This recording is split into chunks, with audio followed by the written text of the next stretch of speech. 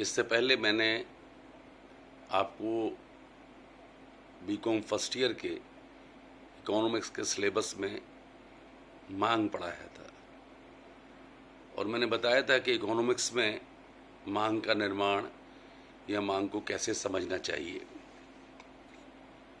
आज हम इसी क्रम में आगे बढ़ेंगे और लॉ ऑफ डिमांड, मांग का नियम पढ़ेंगे। जैसा मैंने पहले भी कहा था कि ये बहुत इम्पोर्टेंट चैप्टर है, न केवल अपनी यूनिवर्सिटी में बल्कि जहाँ पर भी इकोनॉमिक्स का सिलेबस बीकॉम फर्स्ट ईयर का है उसमें डिमांड से, परीक्षा के दृष्टिकोण से और जीवन के दृष्टिकोण से भी लॉ ऑफ डिमांड को समझना बहुत ज़रूरी है। आज अभी तक मैं केवल अपने कॉलेज में इन चीज़ों को डिस्कस करता था।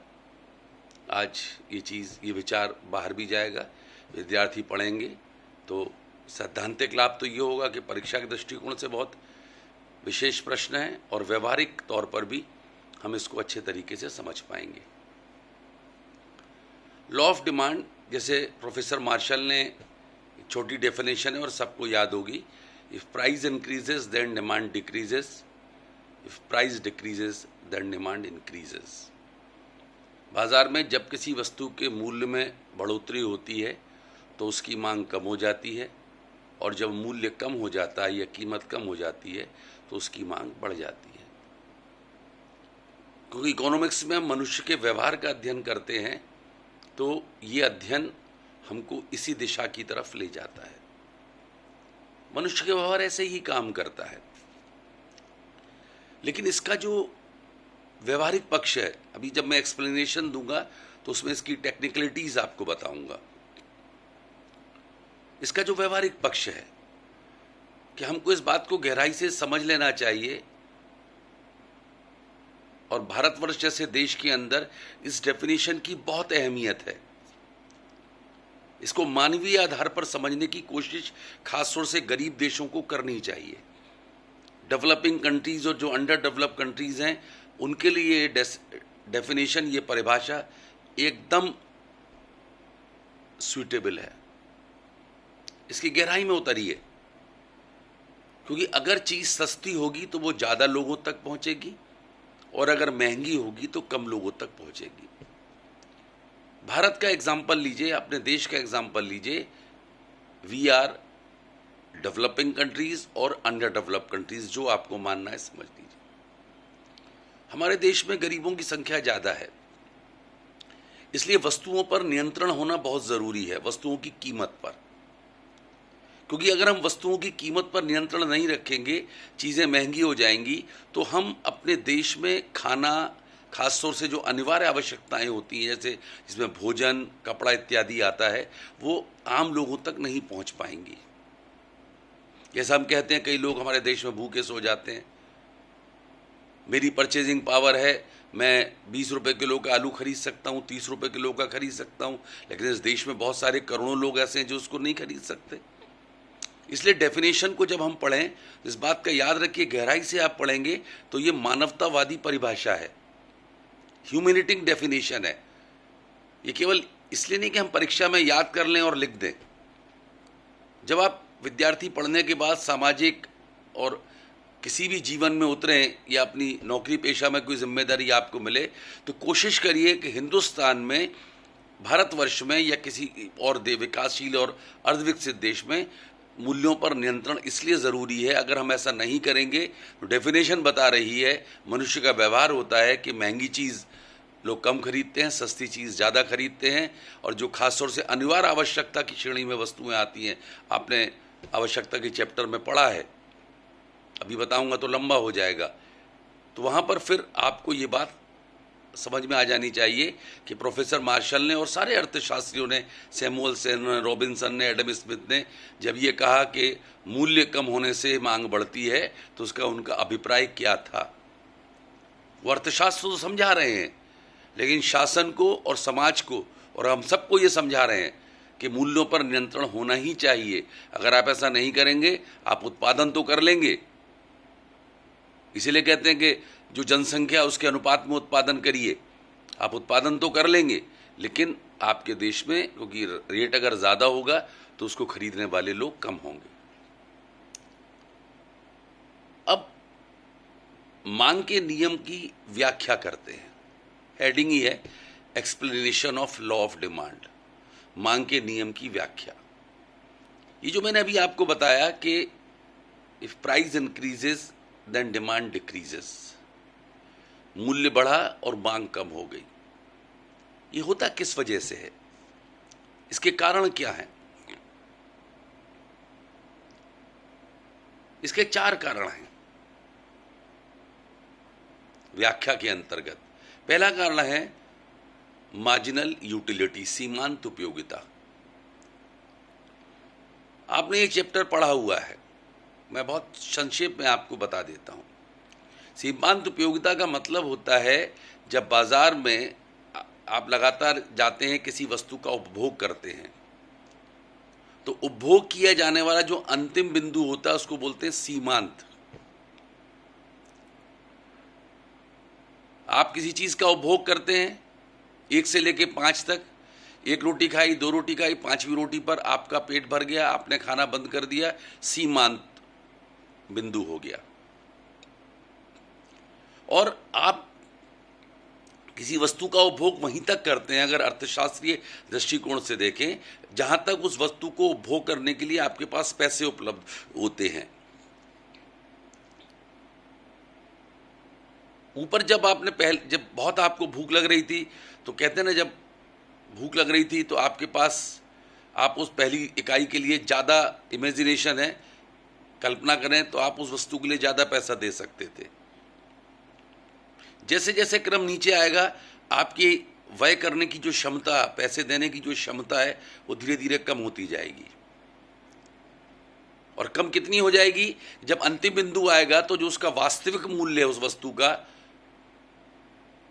और जो आप देना चाहते हैं, वो दोनों बराबर हो जाता है।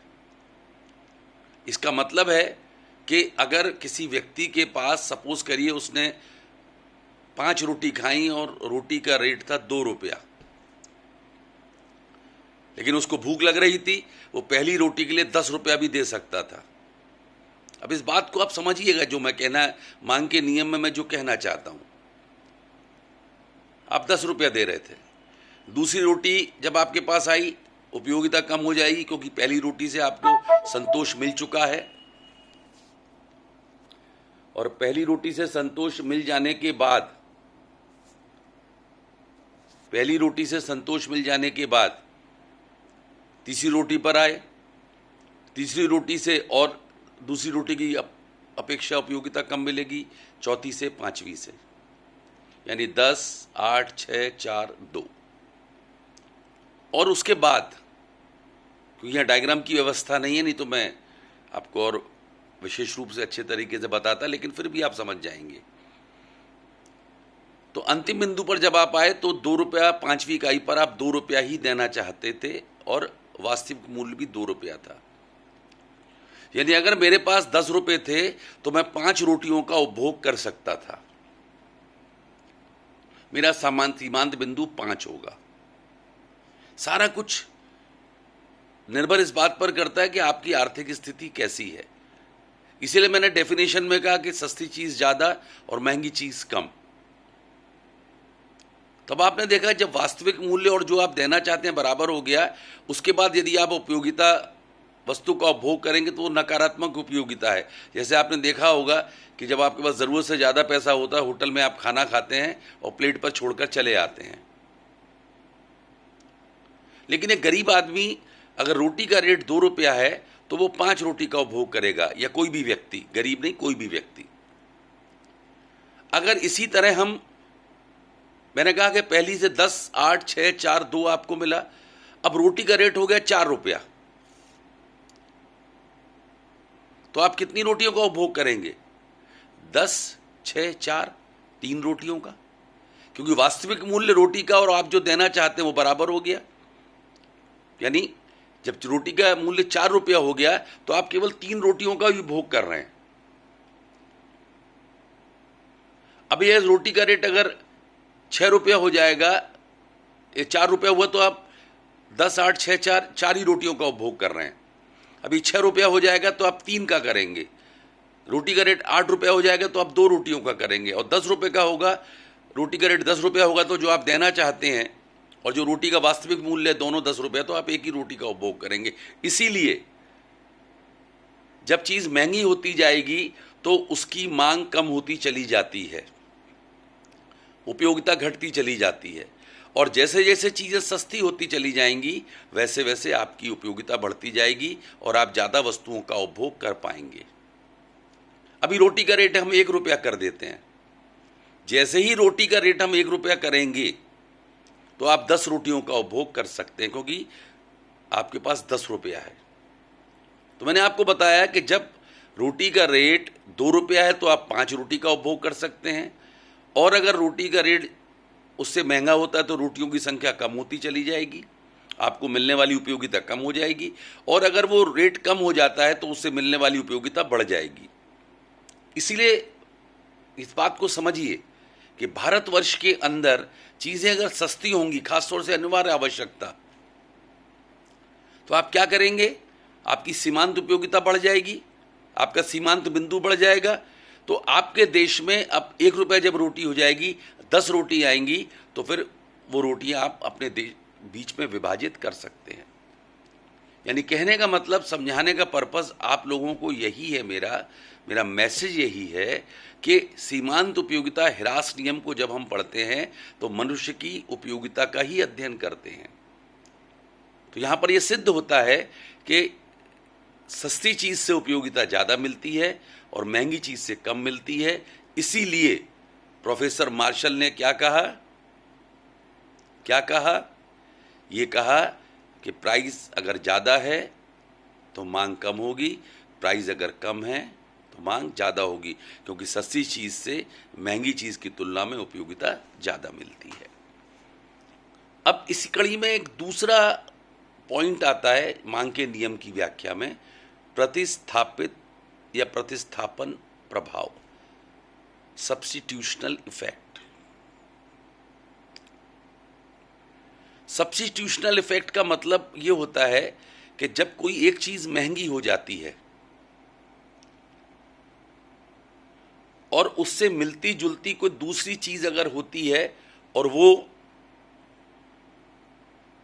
सस्ती हो जाती है, यहां पर भी लॉ ऑफ डिमांड काम कर रहा है, तो आप सस्ती चीज की तरफ आकर्षित हो जाते हैं। जैसे एग्जाम्पल के लिए साउथ इंडिया में, दक्षिण भारत में आप देखेंगे वहां पर दक्षिण भारत के लोग कॉफी को प्रेफर करते हैं, तकरीबन कॉफी का रेट चाय से ज्यादा ही होता है। लेकिन अगर अब कॉफी का सब्स्टिट्यूशन चाय है, लेकिन चाय का सब्स्टिट्यूशन कॉफी नहीं है। मैं एग्जांपल से बताऊंगा आपको।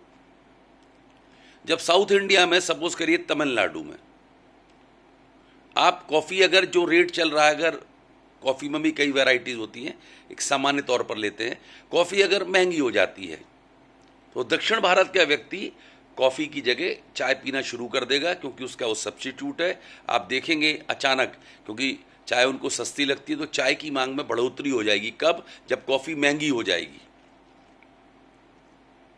अब ये नियम छत्तीसगढ़ में लागू नहीं हो सकता, क्योंकि हम आमतौर पर, जो हम छत्तीसगढ़ के निवासी हैं, हम लोग क्या करते हैं, चाय का उपयोग ज्यादा करते हैं, और चाय और कॉफी के रेट में भी अंतर है। तो क्योंकि अर्थशास्त्र में मनुष्य के व्यवहार का अध्ययन करते हैं, तो ये मनुष्य के व्यवहार का ये एग्जाम्पल दक्षिण भारतीय लोगों के लिए हो सकता है। हम छत्तीसगढ़ी लोगों के लिए एक सब्स्टिट्यूशनल इफेक्ट ये हो सकता है कि कोई अगर एक दाल महंगी हो जाए तो उसकी हम जो ऑप्शन दूसरी सस्ती दाल है, सपोज कि अरहर की दाल है और मूंग की दाल है या चने की दाल है, ये सब सब्स्टिट्यूट हैं एक दूसरे के दाल।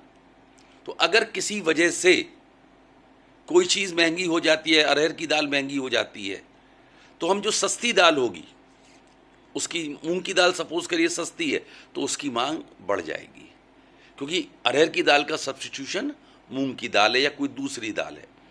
तो यही बात मैंने आपको बताने की कोशिश की इस आज के चैप्टर में। इसमें भी 2 पॉइंट्स और हैं जिस पर मैं कल डिस्कस करूंगा कि आमतौर पर इस बात को गौर करिए कि सस्ती चीज़ प्रतिस्थापित रूप में भी मनुष्य के व्यवहार में अध्ययन करिए। जब उसकी पॉकेट अलाउ नहीं करती है और चीज़ महंगी हो जाती है तो फिर वो जो उसका लगातार जिस चीज़ का इस्तेमाल कर रहा था उसका इस्तेमाल नहीं करता है, उसकी वैकल्पिक यानी उसकी प्रतिस्थापित उसके बदले की जो दूसरी वस्तु होती है उसका इस्तेमाल वो शुरू कर देता है। उसका सब्स्टिट्यूशन जो उसके पास है वो देख लेता है। तो मेरे ख्याल से आप समझ गए होंगे। यहाँ पर भी मांग का नियम इसी रूप में लागू होता है कि जब प्रतिस्थापित वस्तु सस्ती होती है तो सस्ती चीज़ से उपयोगिता ज़्यादा मिलती है, इसीलिए उस वस्तु का उपयोग भी हम ज़्यादा करते हैं। तो जो सस्ती चीज़ होती है उसकी मांग ज़्यादा होती है, जो महंगी चीज़ होती है उसकी मांग कम होती है। बस आज के लिए इतना ही। शुक्रिया। ये बीकॉम फर्स्ट ईयर के लिए बिजनेस इकोनॉमिक्स का लॉ ऑफ डिमांड के चैप्टर से था। आगे कंटिन्यू रखेंगे।